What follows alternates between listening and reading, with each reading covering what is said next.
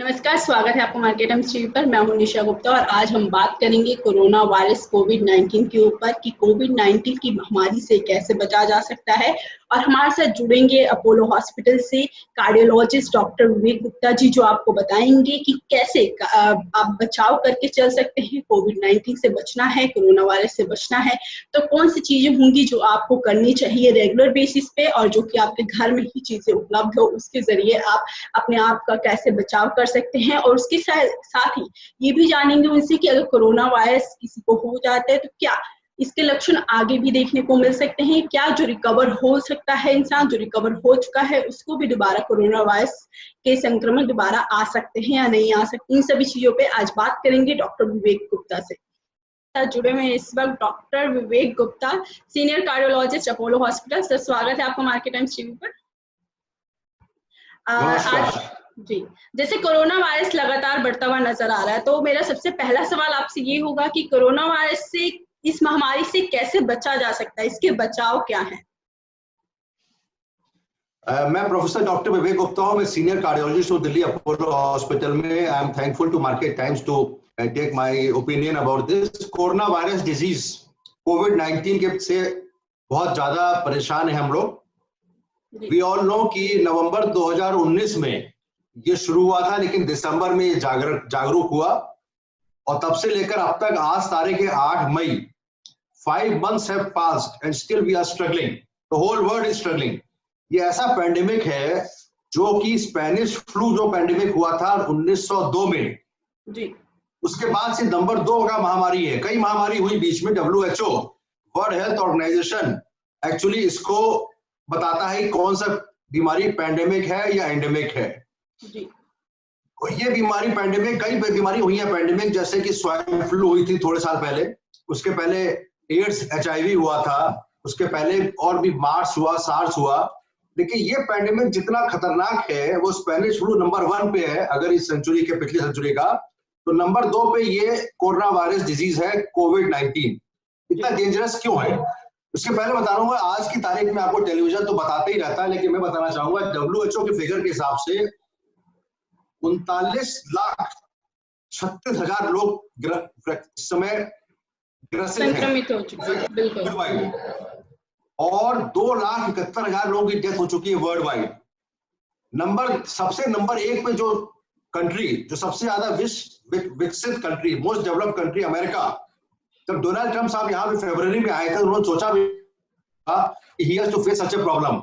इस समय 12,92,000 लोग ग्रसित हैं और 76,000 लोगों की डेथ हो चुकी है।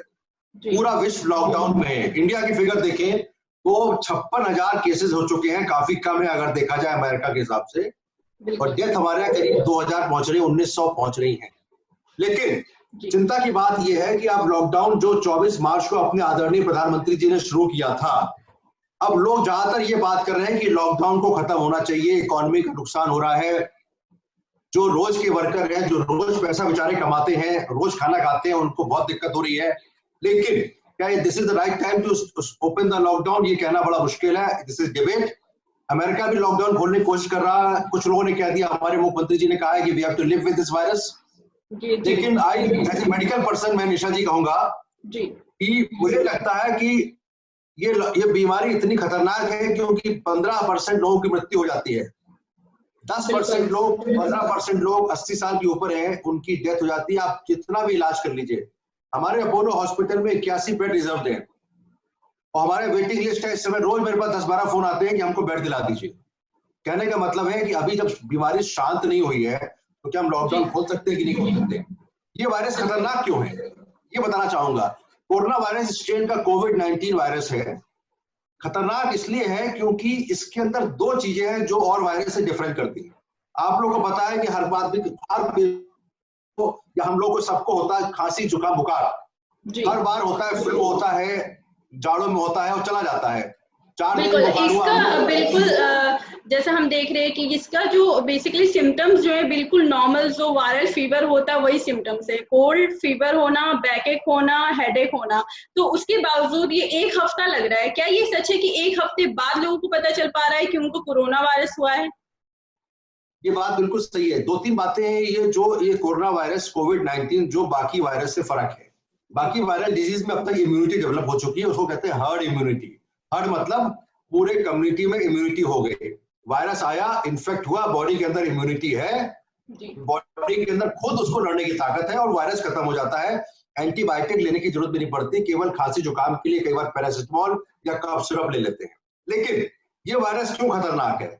इस वायरस में सबसे बड़ी खराब बात यह है कि एक ये वायरस इन्फेक्टिविटी रेट बहुत ज्यादा है, यानी कि अगर कोई पेशेंट कोविड-19 आपके पड़ोस में रहा या आपके साथ रहा, आपने केवल बात ही कर ली, अब एयरबोर्न की बात भी हो रही है। पहले सोचा जाता था खांसी आएगी तब ये दूसरों को सिम्टोमेटिक करेगा, अब ये है कि एयरबोर्न हो सकता है, आप सामने बैठ के अगर बात भी कर रहे हैं तो भी आपको वायरस लगता है, तो यानी कि इसकी इन्फेक्टिविटी रेट बहुत ज्यादा है। आईसीएमआर ने थोड़े दिन पहले एक आंकड़ा निकाला था कि एक कोविड-19 400 लोगों को इन्फेक्ट कर सकता है, ये क्षमता उसकी है, पहली बात, तो यानी ज्यादा लोग इन्फेक्ट हो गए।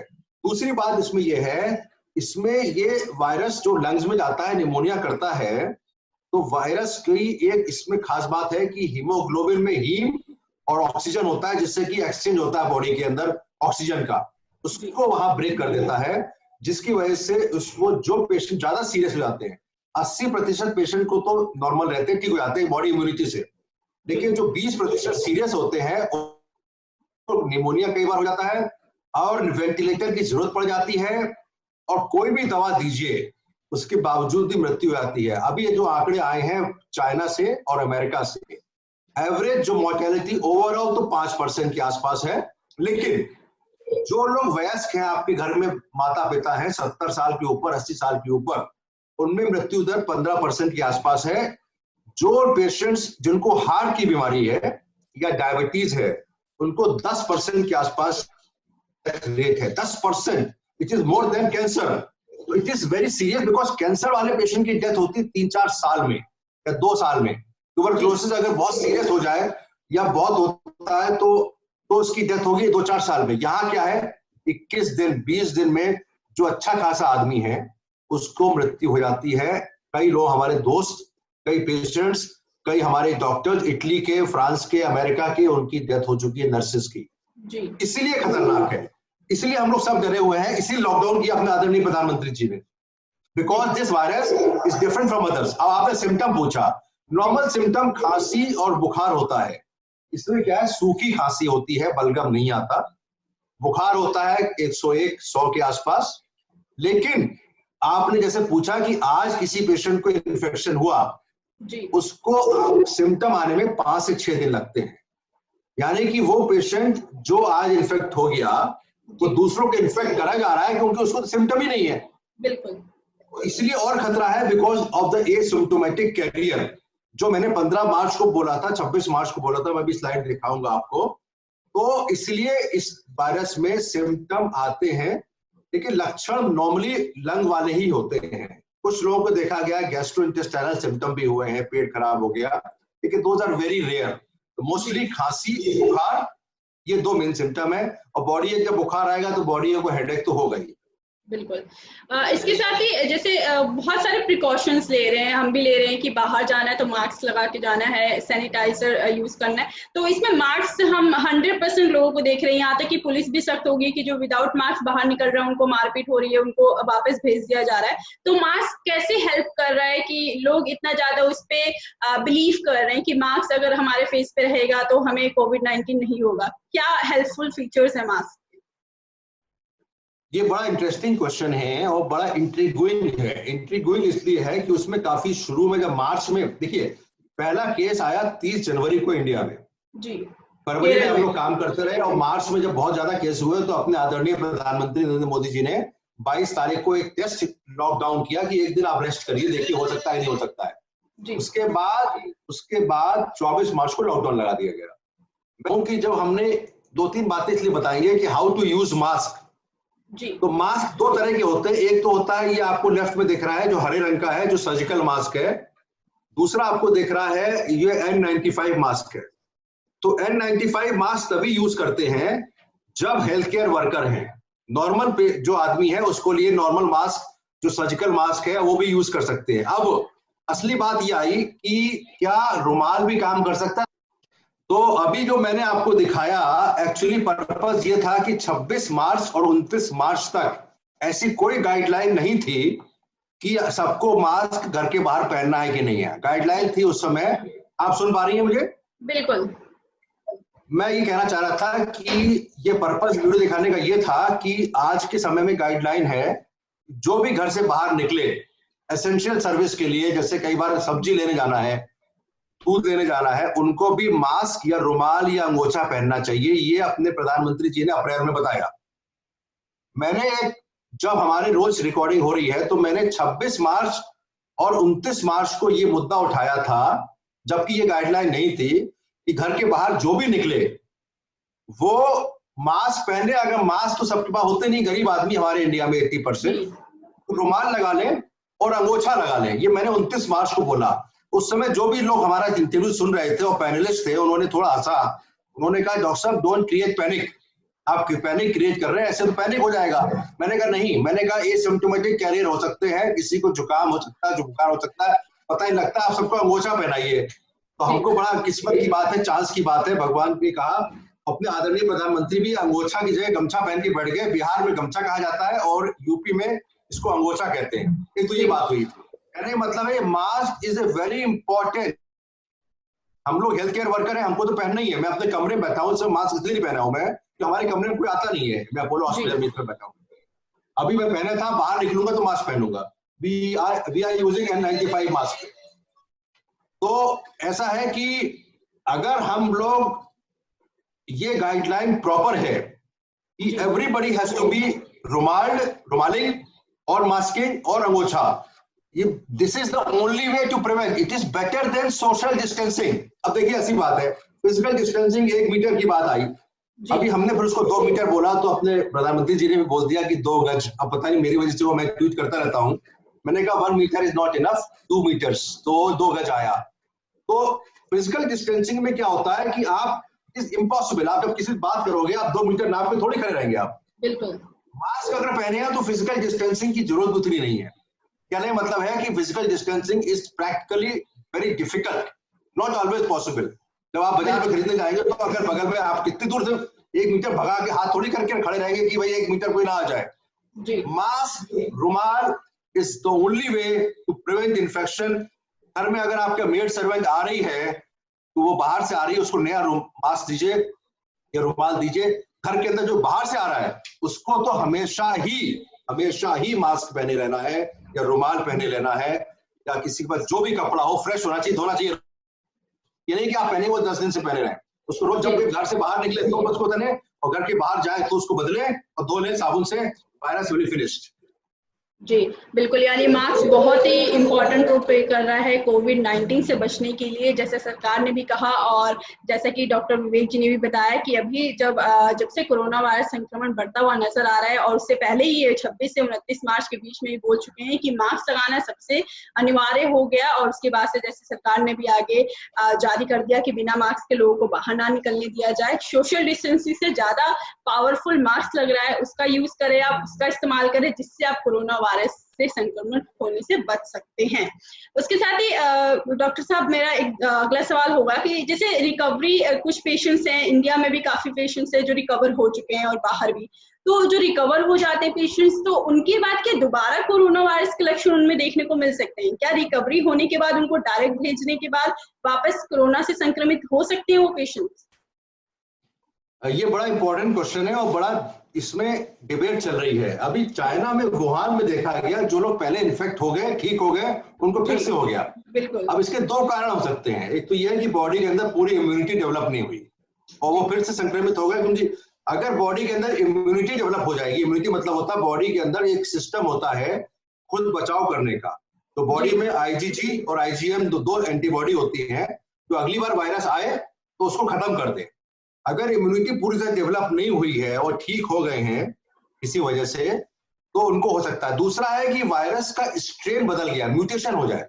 जी। अब ये खतरा बहुत बड़ा है कि अगर हम अभी जूझ रहे हैं मई में, हो सकता है दिसंबर से आ जाए, अगर जुलाई अगस्त तक खत्म हो, क्योंकि स्वाइन फ्लू है जो हर साल आता है, लेकिन स्वाइन फ्लू में वैक्सीन डेवलप हो चुकी है। तो इसीलिए कहते हैं कि second infection, second wave is very likely. इसीलिए हमको तो लगता है पूरा सोशल कल्चर ही बदल जाएगा थोड़े दिन बाद। तो हमको लगता है शादियों में भी लोग मास्क पहन के जाएंगे अगर ये खतरा होगा।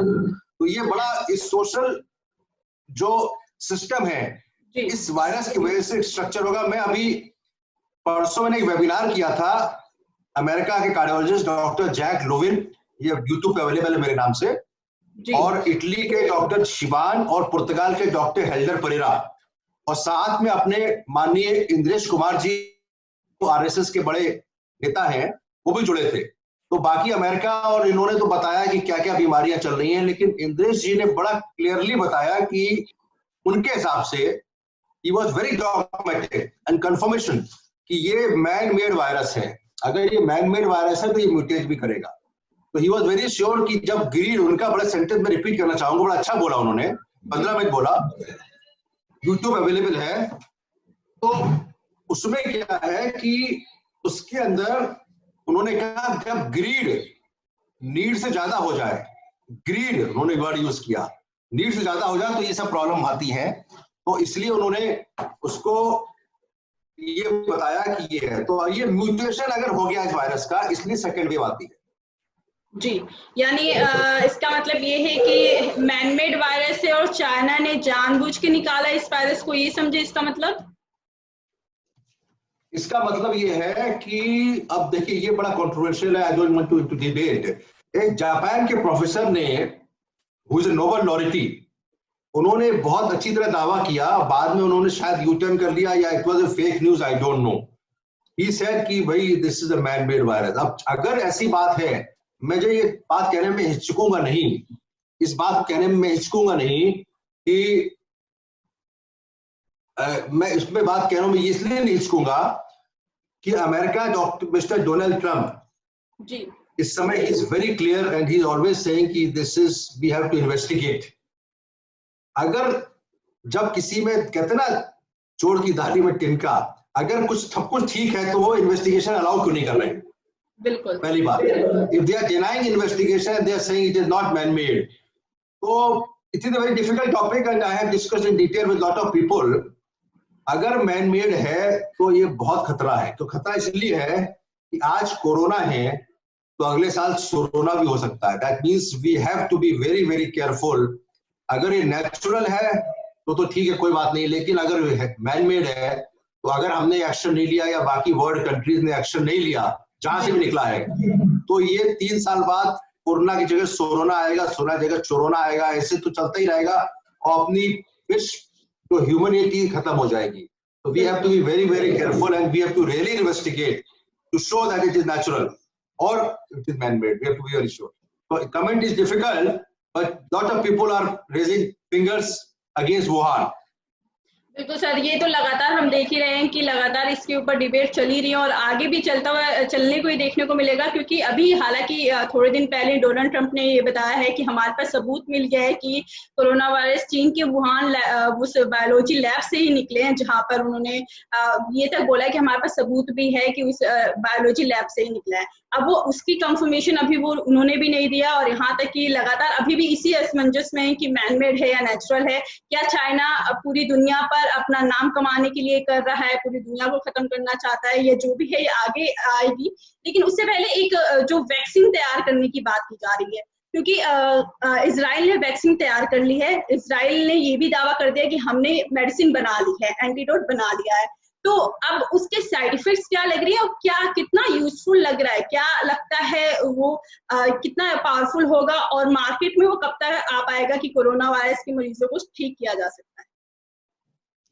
देखिए ऐसा है, वैक्सीन कम से कम, मैं जब वेबिनार कर रहा था इटालियन डॉक्टर से पूछा, इजराइल के अलावा इटली ने भी दावा किया है इस समय 70 वैक्सीन करीब पूरे वर्ल्ड में ह्यूमन ट्रायल में जाना चाहती हैं।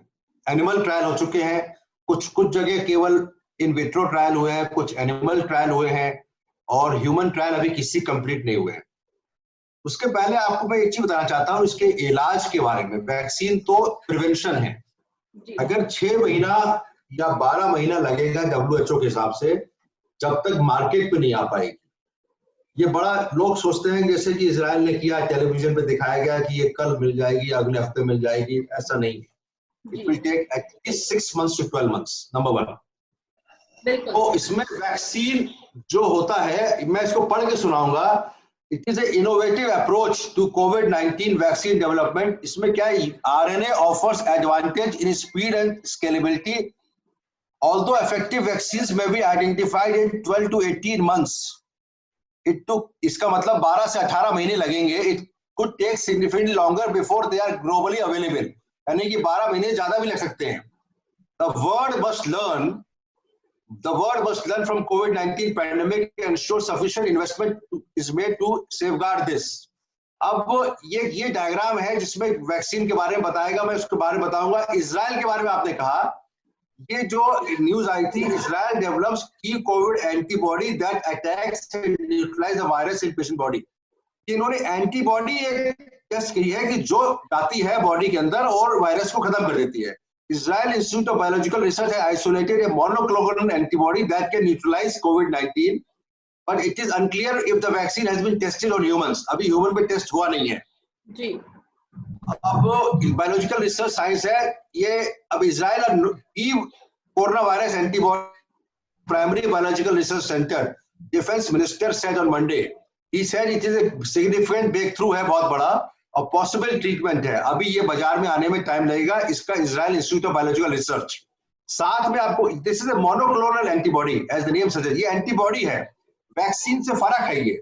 वैक्सीन में क्या होता है कि हम लोग एंटीजन देते हैं और बॉडी के अंदर खुद डेवलप होती है एंटीबॉडी, जिससे कि अगला संक्रमण हो या कोविड-19 में उसको इन्फेक्शन हो तो वो उसको आगे एंटीबॉडी बना के रखती है, जिससे कि वो है, ये डायरेक्ट एंटीबॉडी है, it's not A vaccine which Israel has said. मैं कमिंग ऑन टू इटली, 3 दिन पहले इटली के बारे में, ये 6 मई की रिपोर्ट है, a team of Italian researchers on Wednesday claimed that they have successfully developed a vaccine. ये वैक्सीन है, इजराइल वाली एंटीबॉडी है। एंटीबॉडी मतलब बीमार हुआ, उसको आपने एंटीबॉडी मोनोक्लोनल लगा दिया, वो ठीक हो गया, that is a treatment. Vaccine is a prevention, यानी कि सारे पूरे विश्व के लोगों को, या भारत जैसे पोलियो वैक्सीन होती है, पीसीजी वैक्सीन होती है, हम लगाते हैं, बच्चा पैदा होता है जिससे आगे उसको ट्यूबरकुलोसिस ना हो, पोलियो लगा दिया तो पोलियो हो ना आगे। वो मोनोक्लोनल एंटीबॉडी है जो बीमार हो गए उनको देने के लिए, उसमें फर्क है। इटली ने कहा है कि हमारे पास आ गई है वैक्सीन और हम ह्यूमन ट्रायल में डाल रहे हैं, लेकिन उन्होंने अभी माइस पे टेस्ट किया हुआ, ह्यूमन ट्रायल नहीं हुआ। The breakthrough development made by researcher Lazzaro Spello national institute of infection Rome में हुआ है। उन्होंने कहा है कि एटलीस्ट विजिबल प्रोग्रेस है और इसको हम एक्सपेरिमेंटल वैक्सीन है, इसको हम टेस्ट करेंगे। पूरे अभी माइस पे टेस्ट हुआ है, ह्यूमन पे टेस्ट नहीं हुआ है। अब ये बात आई ऑक्सफोर्ड यूनिवर्सिटी, तीसरी तो सबसे पहले ह्यूमन ट्रायल शुरू हुआ है वो इंग्लैंड में ऑक्सफोर्ड यूनिवर्सिटी में ट्रायल हुआ है। इन्होंने टेस्ट शुरू कर दिया ह्यूमन ट्रायल। अभी जब टेस्ट एनिमल में हो जाते हैं फिर ह्यूमन पे टेस्ट आते हैं, उस टेस्ट इन्होंने कहा है कि 100 लोगों को ये टेस्ट करेंगे और जब इसके टेस्ट के रिजल्ट कंफर्म हो जाएंगे फिर इसको वो लोग देंगे। Vaccine is a prevention, minimum 12 महीने लगने हैं। कुछ लोग बहुत ऑप्टिमिस्टिक है कि 6 महीने में आ जाएगी, हो सकता है, यू हैव टू वेट। लेकिन जो इजराइल वाली है वो मोनोक्लोनल एंटीबॉडी है, जो सिक पेशेंट है, सीरियस पेशेंट है, उनको लगा दें कोविड को, उनमें सीरियस ज्यादा ना हो और मृत्यु से बचा सकते हैं। इटली में वैक्सीन का और ऑक्सफोर्ड यूनिवर्सिटी में जो ट्रायल शुरू होना है, ऑक्सफोर्ड में शुरू हो गया है। ऑक्सफोर्ड यूनिवर्सिटी में सबसे पहला ह्यूमन ट्रायल शुरू हो गया है, उसके रिजल्ट 6 महीने में लगेंगे, जो बाहर जब तक मार्केट में आते आते 12 महीने। अब एक स्टडी रिपोर्ट आ रही थी कि जब तक वैक्सीन नहीं आ जाए क्या तब तक हमको लॉकडाउन रखना पड़ेगा क्या? ये बड़ा इंपॉर्टेंट क्वेश्चन है। If not lockdown at least mask तो पहनना ही पड़ेगा जब तक वैक्सीन नहीं आ जाती। बिल्कुल, और उसके साथ ही अभी जो हम देख रहे हैं कि लॉकडाउन में भी, जैसे आपने लॉकडाउन की बात करी कि लॉकडाउन रखना पड़ेगा जब तक वैक्सीन नहीं आ रही, तो जिस हिसाब से आप बता रहे हो और वैक्सीन को आने में 6 महीने भी लग सकते हैं, 1 साल भी लग सकता है, तो क्या ये अब इस वक्त जो सिचुएशन बन रही है कि लॉकडाउन को 3 हिस्सों में बांट दिया गया है, रेड जोन, ग्रीन जोन और ऑरेंज जोन, तो इस जोन के बावजूद ये जो ढील दी गई है उससे क्या कोरोना वायरस के संक्रमण लोगों की संख्या और बढ़ेगी? क्योंकि जैसा कि एम्स के डॉक्टर ने भी ये कहा, जाने माने डॉक्टर ने, कि ये लगातार बढ़ रहा है, जून में भी और बढ़ सकता है। तो इसके ऊपर आपको क्या लगता है कि क्या जून में वाकई में ये अपना अलग रूप ले लेगा? देखिए ऐसा है, अभी इसका प्रेडिक्शन, नई बीमारी है तो नई बीमारी में प्रेडिक्शन भी कर सकते हैं हम लोग, देख नहीं सकते। पहले कहा गया था गर्मी आएगी, हीट आएगी, खत्म हो जाएगा। परसों का आंकड़ा है, अभी 40 डिग्री सेंटीग्रेड टेम्परेचर हो चुका है पूरे देश का, इंडिया का। 3900 पेशेंट्स एक दिन में संक्रमित हुए इंडिया में, अराउंड 4000 परसों का आंकड़ा है जी। और डेथ हुई है करीब एक दिन में मेरे ख्याल से 195। यानी कि और जगह जैसे जर्मनी है, मैं जर्मनी डॉक्टर्स हमारे दोस्त हैं, और जगह जब इन्फेक्शन का रेट कम हो रहा है तो इंडिया बढ़ रहा है। बिल्कुल। इस समय ये हालत है कि इंडिया में per day infection rate is more than Italy. आपको शायद याद होगा, Italy was the second most important country to be infected after China. जी। उसके बाद अमेरिका हुआ। अमेरिका वाले तो मस्त नहीं कर, वो लोग तो सोच रहे थे कि it is a common flu, don't worry, it will go away. Mister Donald Trump भी वो कह रहे थे, he did not take it seriously. हमारे यहाँ क्या है, डिस्पाइट लॉकडाउन, तो मुझे बड़ा इसमें आश्चर्य भी होता है और थोड़ा डर भी लगता है। आई एम रियली फेयरफुल कि अगर लॉकडाउन खोला हमने, जो खुल रहा है और हर आदमी चाह रहा है, 2 हफ्ते तो लॉकडाउन बढ़ गया। मैंने 30 अप्रैल को ट्वीट किया था आदरणीय प्रधानमंत्री जी को, और वैसे उसकी वजह से हुआ, ये अपने आप हुआ। और 1 मई को आ गया कि मैंने ये लिखा था कि 2 हफ्ते लॉकडाउन बढ़ा चाहिए मेडिकल ओपिनियन के हिसाब से, और 1 मई को ये आ गया तो लोगों ने मजाक किया कि आपके ट्वीट से हुआ है, आई डोंट नो। तो 2 हफ्ते में लिखा था 2 हफ्ते बढ़ गया, 2 हफ्ते बढ़ गया, जबकि हर आदमी सोच रहा था कि 4 मई को खुल जाएगा। एवरीबॉडी वाज वेरी पॉजिटिव और थिंकिंग एंड ऑप्टिमिस्टिक। अभी ये है कि जब लॉकडाउन बढ़ेगा तो आपने कहा, जैसे कि अपने एम्स के डायरेक्टर साहब ने कहा है कि जून विल पीक, तो अगर ऐसी बात है उनकी भी कुछ ना कुछ सोच के कहा होगा। और I confirm and I second his thought कि अभी पीक हमारे इंडिया में नहीं आया है, और जब पीक आएगा तो क्या हमारे यहाँ जैसे कि प्राइवेट हॉस्पिटल में, जैसे मैंने आपको बताया, हमारे beds 81 bed, which is a very big number for a hospital to give, उसके बावजूद भी हमारे वेटिंग लिस्ट है। गवर्नमेंट हॉस्पिटल में क्या स्थिति होगी क्या नहीं होगी कहना मुश्किल है, बट हमें बहुत ध्यान रखना है। 2 P अपने प्रधानमंत्री जी बोले हैं, 1 P is precaution and don't panic, take precaution. अभी प्रिकॉशन लेना पड़ेगा। अगर लॉकडाउन खुल भी जाए तो अगर बाहर निकलिए तो मास्क या रुमाल या अंगोछा तो पहनना ही है, इसके बिना गुजारा नहीं होना। उसके कारण ये भी है, क्यों हम लोग डरे हुए हैं। दूसरा कारण है, आपने शायद इस बारे में क्वेश्चन में पूछ रहा, आप पूछेंगे, मैं अपना बता देता हूँ। इलाज इसका भी नहीं है, कोई रामबाण नहीं है। रामबाण क्या मतलब, आजकल तो आप रामायण देख ही रहे टेलीविजन पे। रामबाण मतलब अचूक बाण, यानी कि आपने दवाई दी और पेशेंट ठीक हो गया। अभी तक इस बीमारी में केवल अटकलें लग रही हैं। कोई भी एंटीवायरस मेडिसिन, एक नाम सुना होगा, टेलीविजन पे भी आया बहुत बार, remdesivir, which is antiviral medicine जी। वो WHO ने और FDA मतलब फेडरल ड्रग एडमिनिस्ट्रेशन जो अमेरिका की बॉडी है, हमारे इंडिया में इसका काउंटर पार्ट है GCGA, drug controller health government of India, DCGI। वो उन्होंने FDA ने अप्रूव कर दिया है कि रेमडेसिविर शुड बी यूज्ड। वहां पे बड़ा स्ट्रिक्ट क्राइटेरिया, अमेरिका बता दूं, मैं तो रह चुका हूं, मैं फ्रांस में रहता था, मैं अमेरिका जा चुका हूं 55 बार, बहुत लेक्चर दिए मैंने, और फ्रांस जा चुका हूं करीब 75 बार, पूरे वर्ल्ड में देखा है। लेकिन अमेरिका में प्रॉब्लम यह है कि जब तक FDA गाइडलाइन ना दे दे कि इस दवा को यूज करिए, तब तक यूज नहीं हो सकती। हमारे तब भी लोग चोरी छुपे अदरवाइज भी कर लेते हैं, चलो ट्राई कर लेते हैं, एम्पेरिकल ट्रीटमेंट है, वहां बड़े स्ट्रिक्ट है। FDA ने इस रेमडेसिविर को अप्रूव कर दिया है इलाज के लिए। लेकिन again this is not 100%। Hydroxy chloroquine आपने नाम सुना होगा, बहुत लोग बात कर रहे हैं। जी बिल्कुल, मेरा यही सवाल आने वाला था कि हाइड्रोक्सी क्लोरोक्वीन जो मलेरिया की दवा है, वो कैसे हेल्प कर रही है कि कोविड-19 पेशेंट्स को उससे बचाया जा रहा है। क्योंकि जो बेसिकली काफी लोग ये जानना चाहते हैं कि किसी को कोविड-19 हो गया, कोरोना वायरस से अगर संक्रमित हो गया है वो इंसान, तो उसको कैसे रखा जा रहा है और क्या क्या मेडिसिन प्रोवाइड की जा रही है जिसकी वजह से वो रिकवर हो पा रहा है। देखिए, हमारे जो प्रोटोकॉल बड़ा सिंपल है, हम अपने हॉस्पिटल का प्रोटोकॉल बताते हैं, और यही प्रोटोकॉल मेरे ख्याल से और जगह भी होगा। पेशेंट आया, अब पेशेंट 2 तरह के होते हैं, या तो सस्पेक्ट होता है, दूसरा होता है कंफर्म। तो सस्पेक्ट है, उसको हम एक जगह रखते हैं आइसोलेशन वार्ड में, उसका कोविड टेस्ट कराते हैं। प्रॉब्लम यह है, कोविड टेस्ट का जो फाइनल टेस्ट है, which is actually a test जो रेस्पिरेटरी सिक्रेशन से थ्रोट स्वैब निकालते हैं, ब्लड से टेस्ट नहीं है वो, PCR टेस्ट, उसकी रिपोर्ट आती है 24 से 36 घंटे में जी। तो हमने उसको आइसोलेशन में रखा और उसका नॉर्मल नेगेटिव आ गया तो उसको नॉर्मल रूम में लेके छुट्टी कर दी, बुखार भी है तब भी। दूसरा है कोविड-19 कंफर्म, गवर्नमेंट हॉस्पिटल से करा के आ गया, उसको रखना है तो उसको आइसोलेशन वार्ड में रखा, और अगर सीरियस नहीं हुआ तो ICU में ही रखेंगे। सीरियस कौन सा होता है? जिसको ऑक्सीजन की जरूरत पड़ जाए, यानी उसका सैचुरेशन टेस्ट किया और सैचुरेशन डाउन हो रहा है, खांसी आ रही है, बढ़ रहा है, और उसका धीरे धीरे करके ऑक्सीजन की जब रिक्वायरमेंट हो जाती है, then we keep that patient actually in ICU. देखिए वो केसेस कम होते हैं। तो हमारे यहाँ जो है ये, और दवाई क्या क्या दी जाती है? सबसे पहले एक नॉर्मल एंटीबायोटिक दे देते हैं, बुखार के लिए क्रोसिन दे देते हैं, और हाइड्रोक्सी क्लोरोक्विन हम लोग देते हैं, और एक एंटीवायरल मेडिसिन देते हैं। ये 4 दवाई दी जाती है।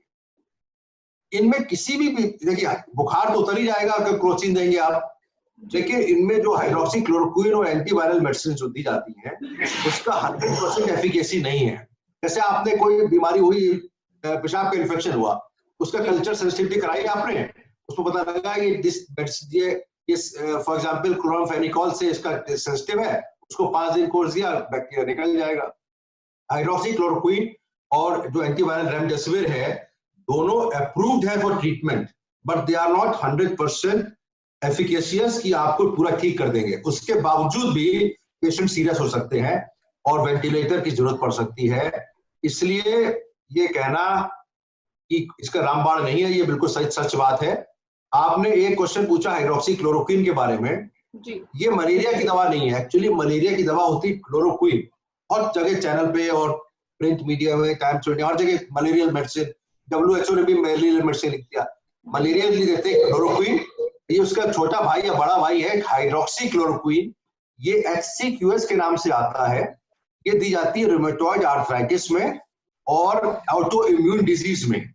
ऑटो इम्यून डिजीज में देते हैं, खास करके जिनको गठिया होता है या SLE होता है या अलग अलग बीमारियां होती हैं। This is not a malarial medicine. Malaria में हाइड्रोक्सी क्लोरोक्विन कभी नहीं देते, it's only chloroquine which is given. चलो ठीक है, just to clear the air कि it's not a malaria medicine. Hydroxychloroquine से जब देते हैं तो इसके 2 यूज है। एक पहला यूज है प्रिवेंशन का जी। Indian council of medical research ने गाइडलाइन दी है कि अगर हम hydroxychloroquine health care workers को सबको देना चाहिए। हेल्थ केयर वर्कर मतलब doctor, nurses, ward boys, housekeeping boys, delivery boys, hospital में जो फार्मेसी है उनके काम करने वाले, उन सबको खाइए। और काफी कम डोज दी है, 400 मिलीग्राम एक दिन सुबह शाम, फिर 400 milligram once a week for 7 weeks. फिर काफी लोग डरने लगे, कहते हैं hydroxychloroquine is toxic for heart. आपने सुना होगा हार्ट के बीमारी पे, लेकिन हार्ट के पेशेंट में थोड़ा सा एहतियात रखना पड़ता है। लेकिन हम सबसे, जब भी हेल्थ केयर वर्कर भी हो या जो हो, उसका पहले ECG करते हैं। ECG में QT इंटरवल देखा जाता है, QTC। अगर वो नॉर्मल है तो हमको दे देना चाहिए।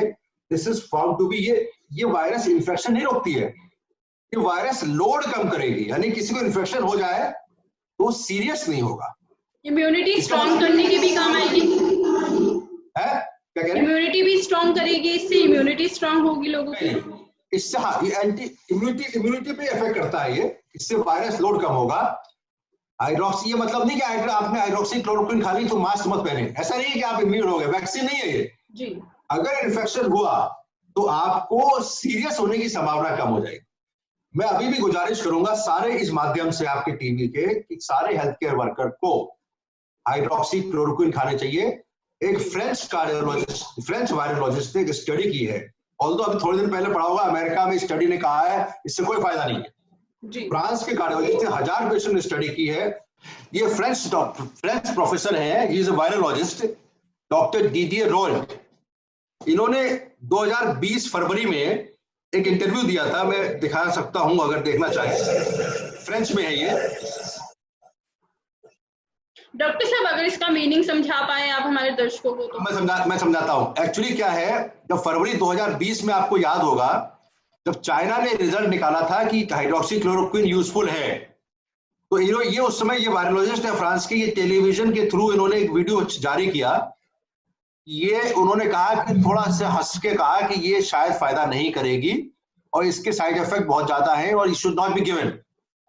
उसके बाद इन्होंने जो स्टडी करी और 9 अप्रैल को इन्होंने पब्लिश करी, 9 अप्रैल को 1061 पेशेंट में उन्होंने देखा कि जो पेशेंट को हाइड्रोक्सी क्लोरोक्विन और एजिथ्रोमाइसिन कॉम्बिनेशन दिया, 91% पेशेंट का क्योर हुआ और केवल 0.4% की डेथ हुई कोविड-19 पेशेंट में।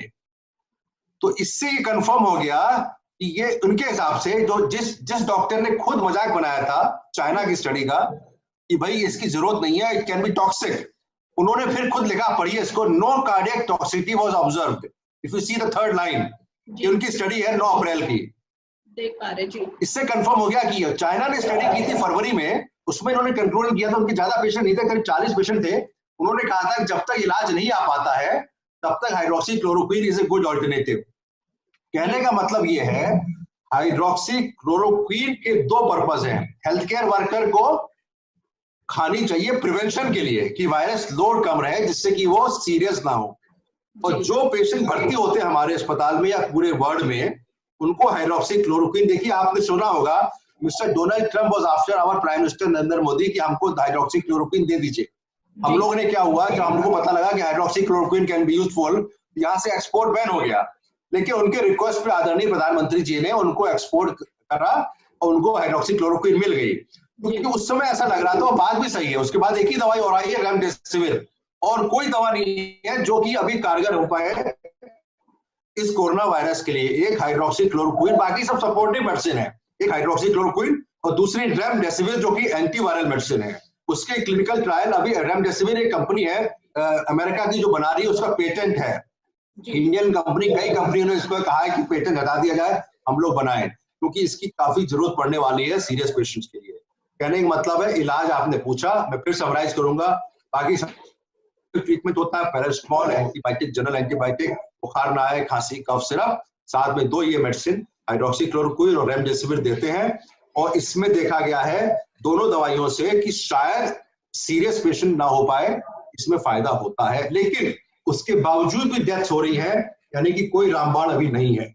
बिल्कुल, अभी तक कोई रामबाण नहीं निकला है पूरी तरह से जिससे कोरोना वायरस को ठीक किया जा सकता है। मेरा आपसे ये सवाल होगा, क्योंकि काफी ऐसे सिम्टम्स भी मिल रहे हैं कि अब पहले हमें कोल्ड फीवर था, अब कई जगहों पे ये भी सिम्टम्स हैं कि कोरोना वायरस के पॉजिटिव केसेस तो मिल रहे हैं, लेकिन सिम्टम्स चेंज हो गया, कुछ लोगों में सिम्टम्स आए भी नहीं है। उसके साथ ही मेरा दूसरा सवाल ये भी होगा कि जो बच्चे हैं, जो 10 साल से कम उम्र के बच्चे हैं, उनको जो कोरोना वायरस हो रहा है, उनके अंदर क्या सिम्टम्स आ रहे हैं? उनको भी क्या ये नॉर्मल कोल्ड फीवर, हेडेक ही है, या कुछ अलग बच्चों के अंदर सिम्टम्स आ रहे हैं? क्योंकि 3 महीने के बच्चों को भी हमने देखा है कि कोविड-19 की वजह से उसकी डेथ हो गई। नहीं, ये बहुत रेयर है। देखिए, मेन सिम्टम तो खांसी और बुखारी है और सांस फूलना। ये बड़ा इंपॉर्टेंट बात है कि कुछ लोगों को सांस फूलता है सीधा, उनको खांसी बुखार भी नहीं आ सकता है। अभी शेयर स्क्रीन नहीं करूंगा, लेकिन तो मैं लेक्चर जब लेता हूं तो बताता हूं कि कोविड-19 के symptoms are very very atypical. किसी को खांसी केवल होगी, किसी को बुखार होगा, लेकिन बुखार ज्यादातर लोगों को, 95% लोगों को बुखार तो होता ही है। अब ये 10 साल के बच्चे कम है, उनको भी बुखार हल्का होता है, लेकिन कई बार होता है कि हम लोग इग्नोर कर देते हैं, छोटा मोटा बुखार आया उसको चेक नहीं कराते हैं। तो मैं सबको ये रिक्वेस्ट करूंगा, एक गुजारिश करूंगा कि जब भी किसी को बुखार आए, मेरे एक जान पहचान के हैं, तो उसको कोविड-19 टेस्ट जरूर कराएं। वो कह रहे हैं कि मैं पूरे 1 महीने से घर से बाहर नहीं निकला। अब जब घर से बाहर नहीं निकला, उनके बच्चे जरूर थोड़े बहुत बाहर जाते हैं, और उनको कोविड-19 इन्फेक्शन हो गया, बुखार आया 5 दिन का, उन्होंने चेक कराया, पॉजिटिव हो गया, भर्ती हो गए। वो कह रहे हैं घर में और किसी को अभी तक नहीं है, हमने कहा सबकी जांच करा लो। कहने का मतलब है जो बच्चे बाहर जाते होंगे वो एसिम्प्टोमेटिक कैरियर रहे होंगे उनके लिए, और उनकी क्योंकि इम्यूनिटी कम थी इसलिए उनको बुखार आ गया। जिसकी इम्यूनिटी बहुत अच्छी है बच्चों में, इसलिए देखिए बच्चों में ओवरऑल कम देखा गया है, क्योंकि बच्चों में इम्यूनिटी इज मोर। अब डायबिटीज क्यों है? क्योंकि डायबिटीज में इम्यूनिटी कम हो जाती है। बॉडी इम्यूनिटी, समझते हैं इम्यूनिटी मतलब होता है खुद का रक्षक, बॉडी के अंदर जो खून के अंदर जो रक्षण वाले एंटीबॉडीज है उसको बनाने की क्षमता, उसको इम्यूनिटी कहते हैं। इसीलिए कहा जाता है विटामिन सी जो इम्यूनिटी बढ़ाती है, कोक्यू एंजाइम जो इम्यूनिटी बढ़ाती है, वो रेगुलर खाएं, जो कि मैं भी खा रहा हूँ। तो ऐसे लोगों को जब इम्यूनिटी बच्चों में ज्यादा होती है जी, और किसी हो सकता है कुछ ऐसे बच्चे जिनकी डेथ हुई, उनकी इम्यूनिटी किसी वजह से पुअर रही हो, ट्यूबरकुलोसिस रहा हो या कोई और बीमारी रही हो, उनको इम्यूनिटी कम थी इसलिए उनकी मृत्यु हो गई, उनको लग पाया। तो बुखार खांसी हल्की फुल्की तो बच्चों को चलती रहती है, तो पेरेंट्स भी इग्नोर कर देते हैं, खांसी कम सिर्फ पिलाया और ठीक कर दिया, कौन चेक कराने जाता है। आप बात समझ रहे हैं? यही रीजन है बच्चों में, लेकिन बच्चों में इम्यूनिटी अच्छी होती है इसलिए उनमें ये रक्षक के रूप में काम करती है। सिम्टम तो आएंगे या ठीक अपने आप ठीक हो जाता है। बिल्कुल। यानी बच्चों को भी, अगर किसी बच्चे को नॉर्मल फीवर भी है या कोल्ड भी है तो भी उसका कोविड-19 टेस्ट जरूर कराना चाहिए, क्योंकि हो सकता है कि बच्चे बाहर भी घूमते हैं, क्योंकि काफी ये भी मामले सामने आए हैं कि जो बच्चे बाहर खेल घूम रहे थे उनको पता ही नहीं था कोविड-19 क्या होती है, जब तक ये महामारी का रूप नहीं लिया था। तो स्टार्टिंग में हमने जो बच्चे देखे थे, इसी वजह से उन बच्चों के अंदर ये कोविड-19, 10 साल से नीचे वाले जो बाहर खेल रहे थे उनके अंदर ये संक्रमण देखने को मिला, और जिसकी वजह से उनकी जान पे भी बनाई। उसके साथ ही अभी जो कोरोना वायरस से निजात कब तक पा सकते हैं, क्योंकि काफी स्टडीज ये कहती हैं, नासा के साइंटिस्ट ये कहते हैं कि हर 100 साल पे जितनी भी महामारियां आई, यहाँ तक कि स्पेनिश फ्लू भी जब आया था, तो जब ये गर्मियों का टाइम आता है, जैसे जून जुलाई आता है, तो उसके बाद से ये ठीक हो जाता है। तो ये इस बात पे कितनी सच्चाई लग रही है? क्या ये माने कि इस बार भी जून जुलाई के बाद ही ये ठीक हो पाएगा कोविड-19? कहना बड़ा मुश्किल है, ये नई बीमारी है, only time will tell. Vaccine ही इसको इलाज खत्म कर सकती है और कुछ नहीं। जैसे कि आप मई आ गया, मई और जून में ज्यादा फर्क नहीं है तापमान में। मई में जब इतना केसेस इंडिया में बढ़ रहे हैं और बाकी अफेक्टेड कंट्रीज हैं जैसे अफ्रीकन कंट्रीज है वहां भी बढ़ रहे हैं, तो ये सीजनल वाला नहीं है, ये अभी चलेगा। इसलिए हम लोग को एहतियात बरतना पड़ेगा कम से कम अगले 6 महीने तक। और देखिए फिर अब मानसून आ जाएगा, मानसून के बाद फिर जाड़े आ जाएंगे, हमारा पोल्यूशन लेवल बढ़ जाएगा। एक स्टडी आई है कि ये जो वायरस है वो पार्टिकुलेट मैटर में भी रह सकता है। पार्टिकुलेट मैटर मतलब पीएम, आप जब देखते होंगे, आप तो टेलीविजन पे हैं, PM 25 जो हम लोग मेजर करते हैं, जो कि पोल्यूशन बहुत बढ़ता है। तो ये अगर वायरस, अगर पार्टिकुलेट मैटर, जिसको PM का फुल फॉर्म होता है पार्टिकुलेट मैटर, अगर उसमें भी रहेगा तो everybody will get infected. You understand my point? तो इसलिए ये इसका निजात पाना कब होगा, इसका आंसर तो मैं दे नहीं सकता, भगवान ही दे सकते हैं, पहली बात। दूसरी बात है कि हमको लगता है कि मास्क और रुमाल तो फैशन ही हो जाएगा। बाजार में मास्क, कलरफुल मास्क मिलने लगेंगे, कलरफुल रुमाल मिलेंगे, जिससे कि लोग फैशन स्टेटमेंट के रूप में अलग अलग तरह का मास्क या रुमाल पहनेंगे, क्योंकि it will become a part. जैसे आप शर्ट पहनते हैं ना या चश्मा पहनते हैं, वैसी मास्क पहनने लगेंगे, ऐसा लगता है मुझे। That is the only way to prevent, अगर पार्टिकुलर मैटर में आया तो। जी, यानी कोरोना वायरस से ये माने कि मेडिकल ऑफिसर्स के मुताबिक और डॉक्टर्स के मुताबिक कोरोना वायरस से बचने में भी टाइम लगेगा। उसका सिंपल एक बचाव यही है कि मास्क पहने और अपने आप को आइसोलेट करके रखें, थोड़ा दूरी बना के रखें। एक मैं बात कहना चाहता हूँ, देयर आर लॉट ऑफ, एक नाम सुन रहे होंगे अखबारों में, रीपर्पस्ड मेडिसिन। इसका मतलब होता है कि जो दवाइयां और रोग और बीमारियों में चल रही हैं, क्या उनको हम टेस्ट करें, वो एंटीवायरल ना भी हो। देखिए केवल वायरस को मारना नहीं है, वायरस की वजह से जो तकलीफ हो रही है बॉडी के अंदर, उसको ठीक करना है बेसिकली। तो रीपर्पस मेडिसिन 4-5 है जो इस्तेमाल की जा रही है और टेस्ट की जा रही है। हमारे फादर जो फार्माकोलॉजिस्ट है डॉक्टर ML गुप्ता, वो भी असिस्टेंट डायरेक्टर रहे थे Indian council of medical research में। उन्होंने भी एक रीपर्पस मेडिसिन के बारे में सोचा है कि शायद ये कोरोना में हेल्प करेगी। उसका नाम मैं नहीं बताओ कर सकता क्योंकि उसको भेजा गया PMO में, इसको क्लिनिकल ट्रायल किया जाए। ट्रायल केवल 14 दिन का है। अगर अप्रूव हो जाता है और ट्रायल, जो रीपर्पस मेडिसिन है उनको पहले ट्रायल किया जाएगा, जिसके साइड इफेक्ट नहीं है। जिनके बहुत साइड इफेक्ट है उनको तो आप ट्रायल में डाल नहीं सकते। जिनके साइड इफेक्ट नहीं है, हमारे फादर डॉक्टर ML गुप्ता ने PMO को लिखा है, उसका जवाब अभी आने वाला है। उन्होंने काफी रिसर्च करी हुई, तो उनके दिमाग के हिसाब से एक ऐसी मेडिसिन है जो कि रोज यूज हो रही है किसी और बीमारी के लिए, उसको अगर हम कोरोना के ट्रायल में देंगे तो शायद ये फायदा करे। तो ये रीपर्पस मेडिसिन भी कोई आ सकती है जो कि अवेलेबल है, नई रिसर्च की जरूरत नहीं है, और बीमारी में इस्तेमाल हो रही है। उनमें जैसे हाइड्रोक्सीक्लोरोक्विन थी, ये तो किसी और बीमारी के लिए इस्तेमाल, ये भी तो रीपर्पस मेडिसिन है जी। उसमें कोई ना कोई हो सकता है आ जाए 2-4 महीने में, 1 आध महीने में, 2-4 महीने में, उससे हो सकता है कि हमारी मॉर्टेलिटी, मृत्यु दर बढ़ सकती है, कम हो सकती है। और इसके लिए इन्फेक्शन रेट कम करने के लिए तो वायरस को खत्म करना पड़ेगा और वैक्सीन ही आनी पड़ेगी। Vaccine is for prevention, medicine is for treatment. जी, मेरा आपसे आखिरी सवाल ये होगा डॉक्टर साहब की, जैसे जो ग्रोथ देख रहे हैं हम कोविड-19 पेशेंट्स के, लगातार हम जब 100 पेशेंट भी चेक करे जा रहे थे तो भी 4% था ये, और अभी भी ये देखने को मिल रहा है PPE किट्स इतने सारे बना दिए गए हैं, कोरोना वायरस के लोगों की संख्या बढ़ा दी गई है चेकिंग करने के लिए, टेस्ट बहुत ज्यादा चेक किए, अभी भी 4% है। तो क्या ये कोरोना वायरस इस तरह से बढ़ता रहेगा कि PPE टेस्ट और बढ़ाया जाए और टेस्ट और बढ़ाया जाएगा तो भी 4% ही रहेगा, या कुछ कम आने के आसार दिख रहे हैं कि जून में या मई तक कुछ कम हो सकते हैं, क्योंकि काफी दुनिया के साथ साथ अब इंडिया भी उसी रो में आ गया, जैसे इटली गुजरा है और चाइना गुजरा है, क्योंकि चाइना का 75,000 जैसे उनका आंकड़ा बताता है कि 75,000 कोविड-19 के पेशेंट्स थे वहां पर। इंडिया में भी लगभग 55,000 तक पहुंच चुका है। तो क्या अब माने कि चाइना से भी पार कर जाएगा इंडिया, क्योंकि इंडिया की भी पॉपुलेशन काफी ज्यादा है, कंट्रोल नहीं हो पाएगा इंडिया में? देखिए, ऐसा है कि टेस्टिंग के मामले में इंडिया काफी पीछे है। टोटल आंकड़ा देखें जो करीब 10 दिन पुराना है, जर्मनी में 40 या 25,000 लोगों का टेस्ट किया गया पर मिलियन। अमेरिका ने करीब 6 से 8,000 किया और शायद अब बढ़ा दिया है, क्योंकि डोनाल्ड ट्रंप रोज कहते हैं we are testing too much, we are testing too much.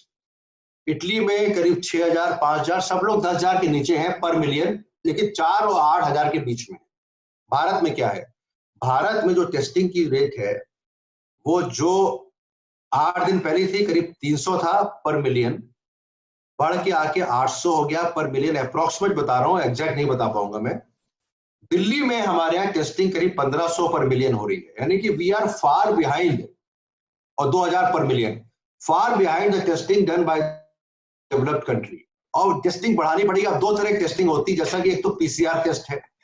PCR test में 24 घंटे लगते हैं, महंगा टेस्ट है, थ्रोट स्वैब से निकालते, ब्लड का नहीं है।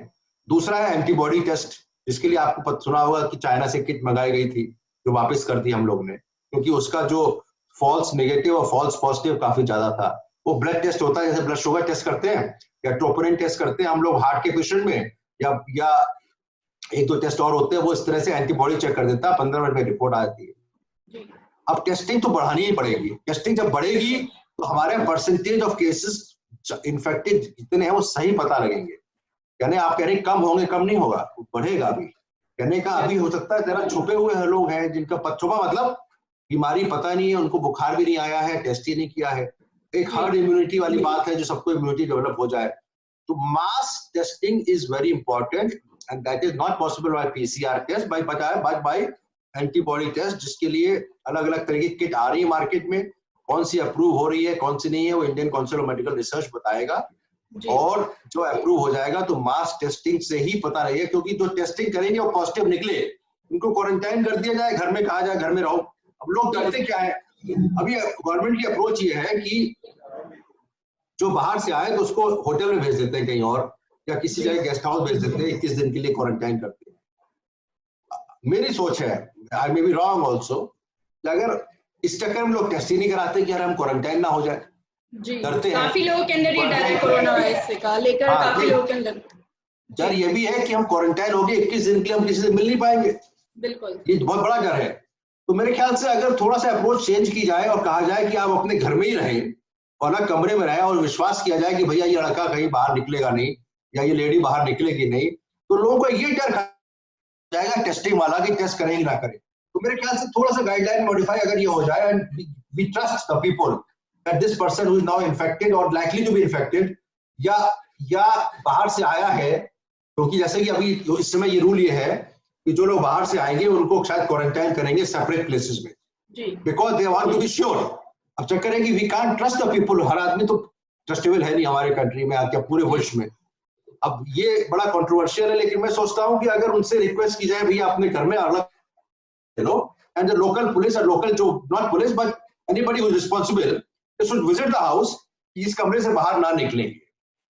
तो लोगों का ये डर खत्म हो जाएगा कि टेस्टिंग हम कराएं कि ना कराएं, और लोग जो झूठ बोल के भाग जाते हैं, बताते नहीं है कि मुझे बुखार भी आया कि नहीं तो यार क्वारंटाइन हो जाएंगे, मेरा पूरा फैमिली क्वारंटाइन हो जाएगा, ये डर खत्म हो जाएगा। That will help actually the government and the disease. जी, मेरा आपसे एक और आखिरी सवाल यही होगा, उसके बाद समाप्त करेंगे इंटरव्यू। काफी लंबा समय हो चुका है, आपने हमें बहुत सारा समय दिया अपना। ये सवाल होगा क्योंकि कोरोना वायरस जिस हिसाब से बढ़ रहा है, कोरोना वायरस से ये भी कहा जा रहा है अभी तक कोई दवाई नहीं निकली है, रामबाण कोई नहीं निकला है, तो क्या इसके साथ अब रहना पड़ेगा पूरी दुनिया को? जैसे फ्लू था, अभी भी फ्लू कहीं ना कहीं हमें देखने को मिलता है, हर साल फ्लू आता है, वायरल होता है, वही फ्लू बोलते हैं, और उसके साथ ही टीबी की बीमारी भी, ट्यूबरक्लोसिस की बीमारी भी है। तो क्या कोरोना वायरस भी एक ऐसी बीमारी के रूप में ही रह जाएगी जिसके साथ हमें हमेशा जूझना पड़ेगा और हमेशा ये रहेगा, कभी इससे निजात नहीं मिल पाएगी प्रॉपर, चाहे इसकी मेडिसिन निकलने के बावजूद इससे कोरोना वायरस का संक्रमण बढ़ता रहेगा?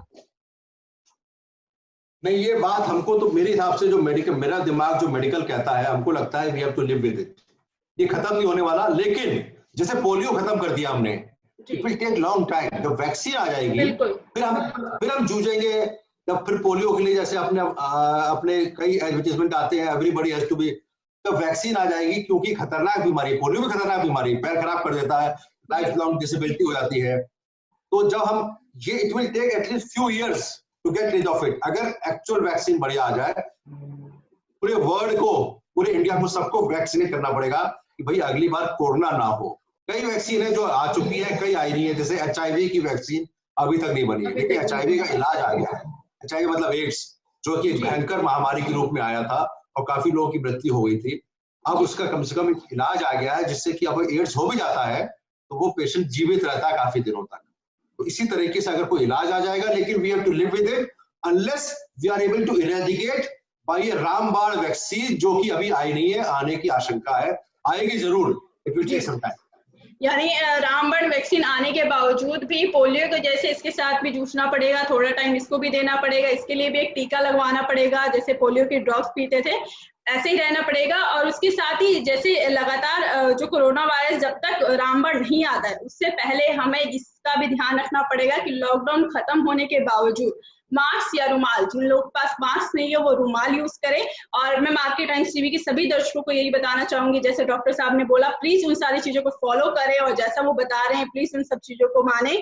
और मास्क, जैसा उन्होंने बताया कि एक महत्वपूर्ण चीज है कि आप सोशल डिस्टेंसिंग का फॉलो करें या ना करें, लेकिन सबसे पहले अगर आप बाहर जा रहे हैं, आपके घर में मेड आ रही है, अगर आप बाहर अपने गेट तक भी जा रहे हैं, कुछ सामान लेने के लिए भी कोई आ रहा है, डिलीवरी बॉय भी, तो उसके सामने भी मास्क पहनकर जाएं। किसी को नहीं पता किसको कोरोना वायरस हुआ है, क्योंकि इसके लक्षण 5 से 7 दिन के बाद आते हैं।